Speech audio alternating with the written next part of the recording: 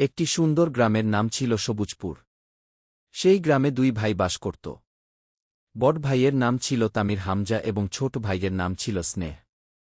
Tamir Hamza একটি মাদ্রাসার ছাত্র ছিল, আর স্নেহ পড়ত একটি কিন্ডারগার্টেনে। দুই ভাই একে অপরকে খুব ভালোবাসত এবং সব সময় একসঙ্গে চলাফেরা করত। তামির হামজা ছিল খুব ভদ্র, পরিশ্রমী ও ধর্মভীরু। সে প্রতিদিন সকালে ঘুম থেকে উঠে নামাজ আদায় করত, তারপর মাদ্রাসায় যেত। মাদ্রাসায় সে মনোযোগ দিয়ে কুরআন, হাদিস ও অন্যান্য বিষয়ে পড়াশোনা করত। অন্যদিকে স্নেহ ছিল চঞ্চল ও কৌতূহলী। সে নতুন নতুন বিষয় শিখতে খুব পছন্দ করত। প্রতিদিন আনন্দের সঙ্গে স্কুলে যেত এবং শিক্ষকদের কথা মনোযোগ দিয়ে শুনত।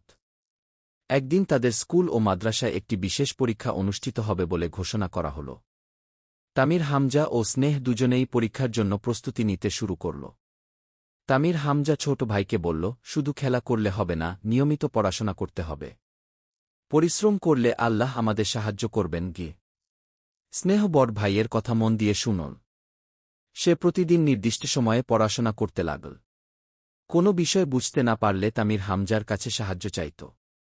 তামির হামজাও ধৈর্যের সঙ্গে তাকে বুঝিয়ে দিত।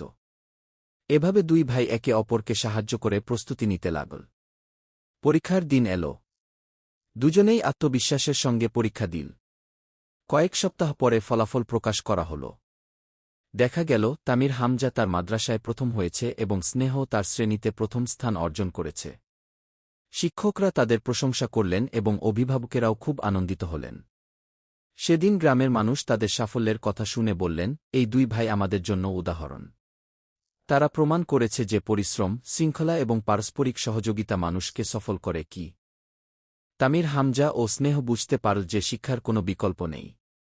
মাদ্রাসা হোক বা স্কুল, মনোযোগ, পরিশ্রম এবং ভালো চরিত্রই একজন শিক্ষার্থীকে প্রকৃত সফলতার পথে নিয়ে যায়।